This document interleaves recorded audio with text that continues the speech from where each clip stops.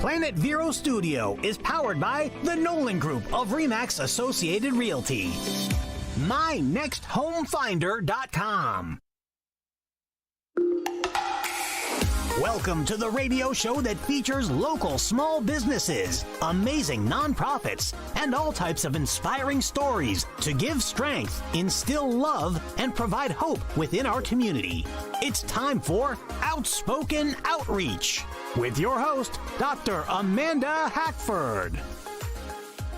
Welcome to the show, everyone. We have a really special show for you today. We have 3 great guests, and we're going to talk about a really, really great event coming up in our community soon, toward the end of this month. We have Michael C. Marsh from Team Success. We have Chief Rich Roselle here, Chief of Police at the town of... I always want to say Orchid, so I messed that up, and I apologize. It's because we're at Orchid at the corner and where our office is, and I always want to say that. I'm sorry. Of Indian River Shores. And then we have Jane McNulty with United Against Poverty. So they're all here together, and we could have many more people here to talk about this event, but we have the 3 of them here to discuss this upcoming event that is a community resource event coming that's going to be held at United Against Poverty.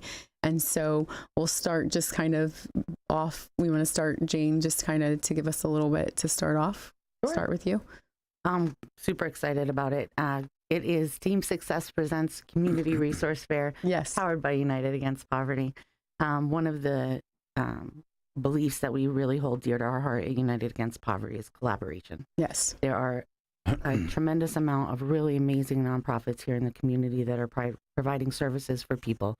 So we want to get everybody in the building, everybody in the same room, and not just give a community a chance to get to know what we do, but give us a chance to talk to each other. So that's going to be a part of this fair as well. Yes, and we're all always so busy. Some of us talk and some of us don't. We want to, but it seems like sometimes we don't always have the opportunity, or not as much as we'd like. And so this is a perfect opportunity for us to get together, but also the community to come and see that we do collaborate and how well that a lot of us do work together. And so Team Success is presenting this, or it's powered by, right? So yes. So first off, we want to thank our friends over at United Against Poverty. But me and Jane have been in the community for years. And one of the things that we've always come to notice is every nonprofit is doing amazing work. But sometimes some of the big ones may not speak to one another. And I think that's one thing that when we first started Team Success was, I want us to be the 211 of Indian River County. That even if Team Success couldn't take it on, I could say, hey, Jane, hey, Salvation Army, that we knew the people to go to. So when I came up with this idea, I mean, Jane was already kind of doing it with the database. It was something very easy to put together. But this is more than just getting nonprofits to come out for the community to see. There's a point of this, and a few things. We're raising money for the indigent to be able to obtain their driver's license, ID cards, birth certificates. When we have these individuals in our offices, $6.75 may not be much to some, but for that person who just got a homelessness, and this, not just the fact that they need an ID for so many things, but now they can't work. So you see the ripple effect of what takes place. So this community resource fair, obviously we have an end goal, but we also want to see the nonprofits mingle with one another. It's going to be March 25th from 11 a.m. to 3 p.m. Going to have dozens of nonprofits. I think we're a little over 50 confirmed. Also bringing in our partners from community policing, because it really does take a village. And we want to just showcase what all these amazing nonprofits are doing, the businesses that will help us be able to raise this money, and also for the community policing to be there to showcase what they do day in and day out. Not just the protecting part, but the serving back in the community. So we're looking forward very much for this event on March 25th, 11 to 3. March 25th, 11 to 3 at United Against Poverty here in Vero Beach. And we have a flyer that we'll post on the screen too as well for a visual with the date and time. And then the community policing part is extremely important. And so we have a few different departments that are confirmed coming. And like you said, over 50, which you're running out of space. I heard you say earlier. Yeah. So we're running out of space, and we're having people that are still going to come and just be there to mingle at the meet and greet, because there are so many already wanting to be a part of this great event, which is, I feel like, is going to be very impactful for the community. But as far as community policing goes, Chief, can you just tell us, since you're here to represent the law enforcement side, what do you feel so important about community policing within the community?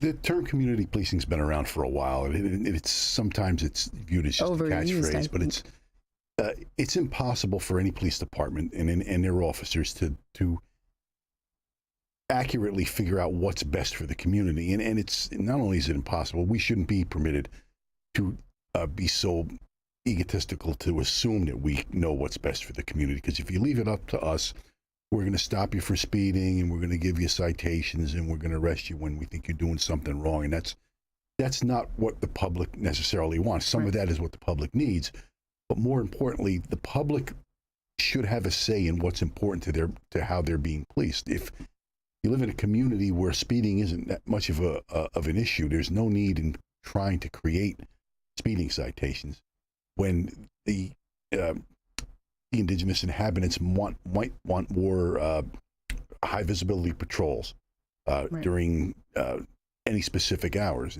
In some towns, it's between 10 in the morning and 1 o'clock in the afternoon, but in other towns, they might want more visible police officers in the evening hours.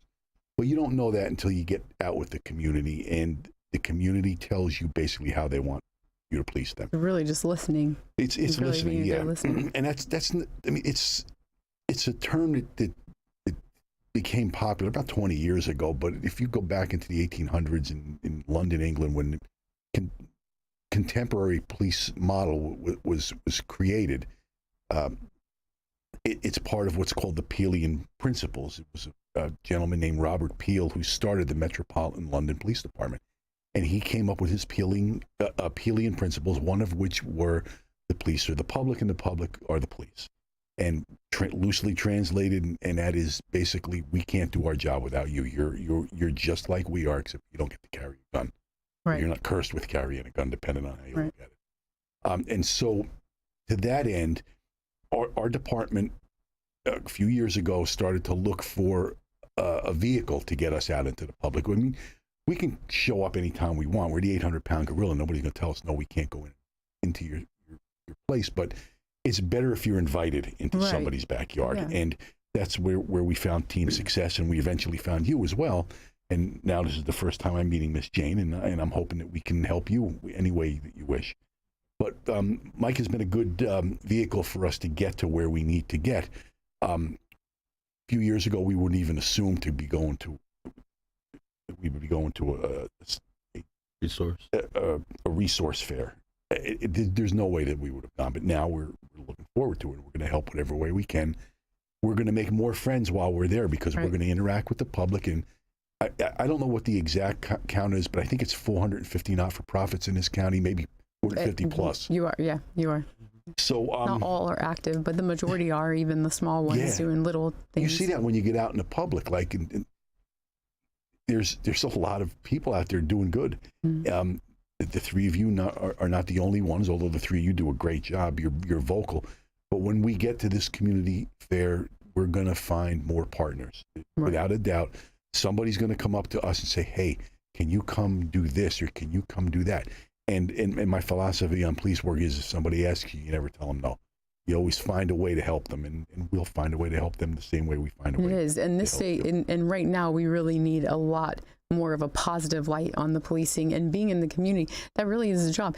Being out in the community, being at events, helping is really what we need from the police. So partnering with nonprofits, partnering with anyone in the community, even if it's just going and helping, like in my mind as a kid, seeing firefighters go up and save the cat. I know that's like kind of a little stupid way to think of it, but and then you have police coming to events and helping with really just anything is really such an awesome way to be be involved with the community to where you bring that positive mindset to the community about police, where right now there's such a negative stigma on, and some is needed, but the majority really are good.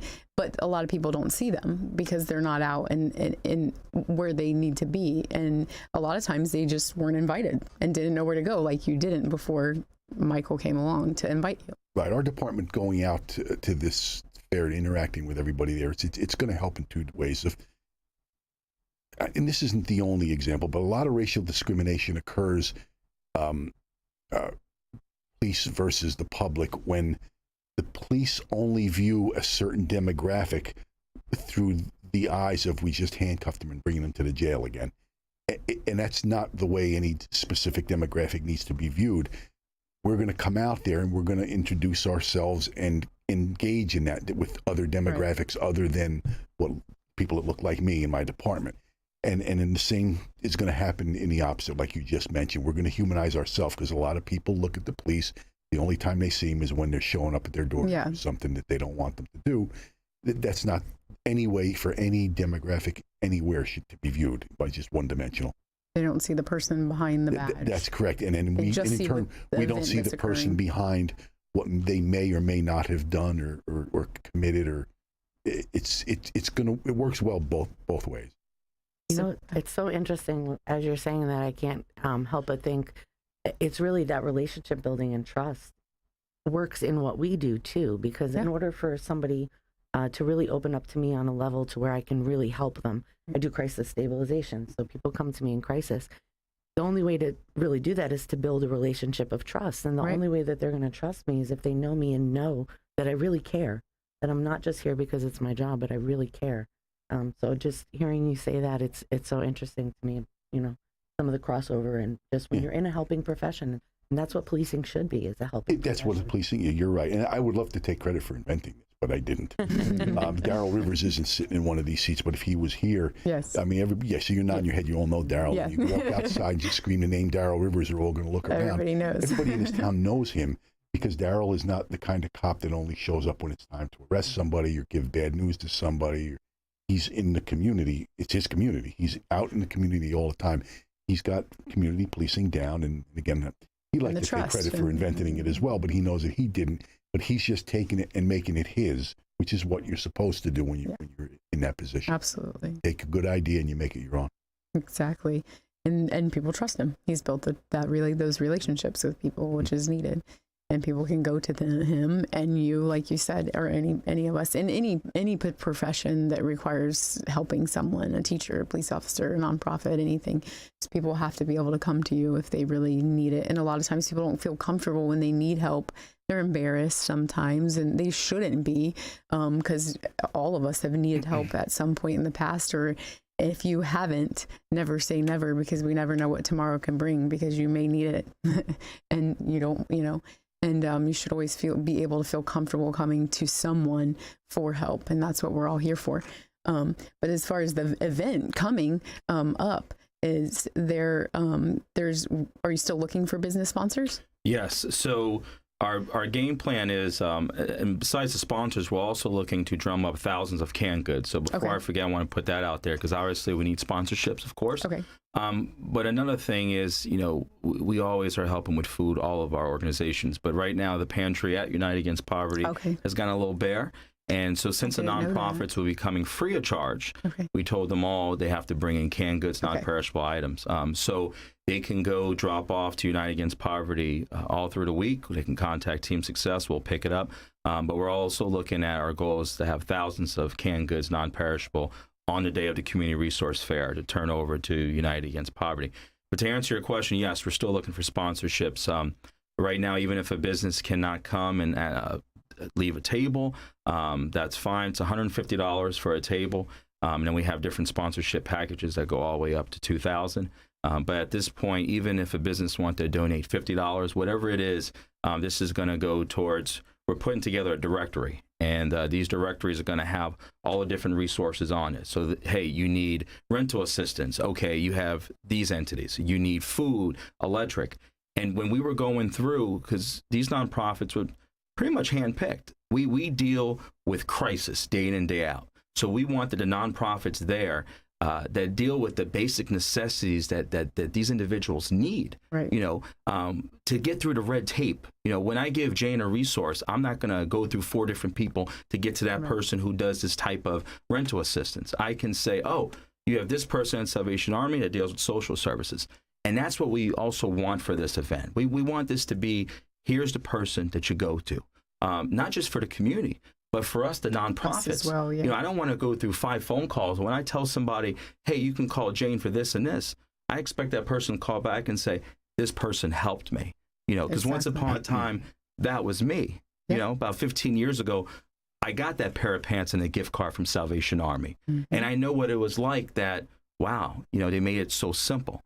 So that's what we want to see also for this event. But yes, they can call Team Success. We're actually 24/7 over here, 772-236-7770 if they want to be a sponsorship. We still have some room for some more tables. And we just want to thank all those businesses out there that have already paid to be at this event, because we can't do this without the sponsorships. When we first put this together on United Against Poverty side, they first said, hey, we're not charging nonprofits to be there. And I said, no, you're right. All the stuff nonprofits do. So just bring your canned goods that day. Okay. And if you're a nonprofit and there wasn't enough space, from 10 to 11, we will have a meet and greet. The event will kick off at 11 o'clock to the general public. But from 10 a.m. to 11 a.m., all the nonprofits will mingle and get to know one another. So those nonprofits out there that are hearing this and they're like, oh, I want to be a part of that, you still can. Just reach out to us so we know you're coming. Bring your literature and figure out, well, there's a way you can help us out. Okay. So we are going to take a quick commercial break. And then when we come back from the commercial break, we're going to talk even more about the event and how you can help. So stay with us.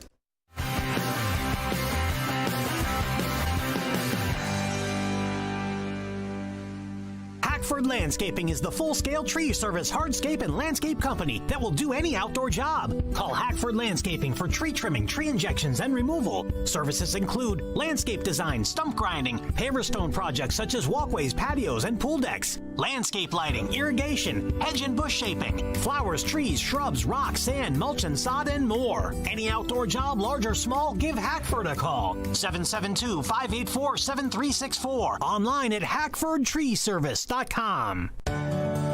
New Vision Eye Center invites you to visit Dr. Paul Minotti, Dr. David O'Brien, Dr. Stephen Tate, and Dr. Robert Reinauer for customized cataract surgery, laser vision correction, state-of-the-art glaucoma treatment and surgery, retina care, and eyelid surgery, plus general ophthalmology. New Vision Eye Center provides world-class eye care in a patient-friendly environment. 772-257-8700 or visit newvisioneyecenter.com. For keeping your house pest and termite free, as well as your landscape healthy and green, call Compass Pest Control.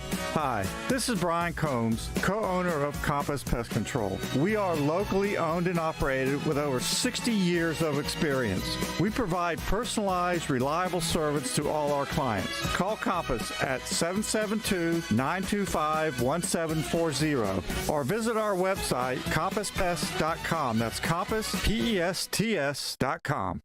Waves Auto Spa, known as Vero's fastest and finest. A car wash known for their quality equipment and attention to detail by a friendly and courteous staff. Waves offers soft cloth technology, and a top-notch detail center will help preserve the value of your car. Waves now offers windshield chip repair, and in most cases, it doesn't cost you a dime. Spend less time and get a better quality experience for you and your car at Waves Auto Spa, US 1 Vero Beach, across from Kmart Plaza. Open 7 days a week. If you've got a job to do, call Workhorse. We can remodel your whole home, your bathroom, your kitchen, or even just put a fresh coat of paint on whatever you need. We're not handyman, we're licensed and insured contractors. Find us on Facebook, Workhorse Residential Contractor. Experience the flavor of Old Florida at Marsh Landing Restaurant. Savor huge portions of Florida specialties like catfish and gator tail, fried green tomatoes, saucy ribs, and homemade desserts. Marsh Landing Restaurant on Broadway Street in Fellsmere. That's the sound of another job well done by Marcus Mobile Detailing and Pressure Cleaning. Marcus always does the job right. Detail your car, pressure wash your driveway or patio. You don't have to do a thing. Marcus even comes to you. Just Google or Facebook Marcus Mobile Detailing and Pressure Cleaning. Welcome back.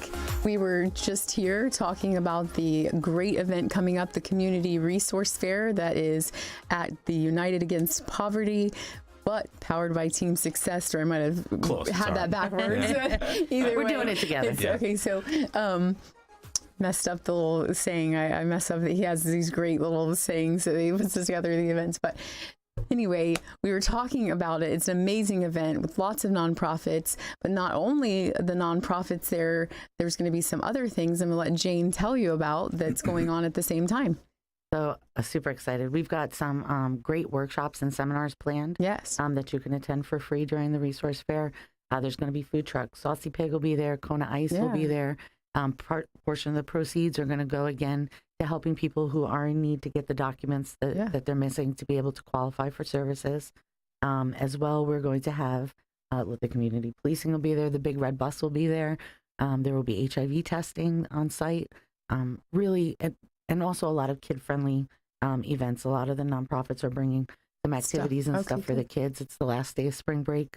So we really invite families to come on out and really see what the community has to offer, not just if you're in crisis, but if you're looking to get to that next level in life. Yeah, definitely. So there's lots of things going on. So it's for anyone and everyone. Yes, absolutely. And also I want to take this time to recognize these businesses, because us small nonprofits, I mean, we love UP, but they have a couple more zeros in their bank account over there. But we're only able to do this type of stuff because of generosity of local businesses. So if I forget anyone, please don't take your check back. But we want to thank our friends at the Chestnut Law Firm, Phoenix Rising Wellness Center, Orc Services, ASAP Leak Detection, I Think Financial, who else? The Dems Club of Indian River County. And if I missed you, I'm sorry. And if you didn't turn your check in, I'm not sorry. But thanks to these businesses, this is how we're able to put these things on. Everything costs money, from the directory putting together. And, we just want to raise enough money that that individual who needs that $6.75 can say, hey, there's funding over there between Team Success and UP. They can go see Jane. And, we just want to make this a day where everyone come out and enjoy themselves. But what's going to make this a little different is going to have the nonprofits there. You're going to have these workshops. And we just want to thank, again, Chief Rossell, the importance of community policing. It would go back to the days in Boys and Girls Club. Years back, we brought Chief Rossell and his officers in there. And, what we see right now in the social media, the attack on law enforcement, when these kids day one want no part of law enforcement. Then you fast forward months later and they're like, well, where's Officer Mears, Officer Page? This is what it's about. We know this is taking place. Why does it go viral when a football is being thrown by a police officer? Because you only see the negative. So we want to thank once again, Chief Rossell for always being not just in his jurisdiction. And I think that's what's so important about a lot of these agencies, Vero, Sebastian, is that it's not just their jurisdiction. When you wear that badge, you're the state of Florida. They got the protect right, but now they got the serving as well. So we want to thank Chief Rossell. Okay. So I thank all of you for coming and what all of you do on a daily basis to help others. And just want to say, if you have any last minute thing before we close out. You can call us 772-236-7770. And if you still want to do a sponsorship or have any questions. All right, so that number again, say it one more time. 772-236-7770. You can always stop by Jane's office by UP, either one. And the date and time of the event, one more time for everyone. March 25th.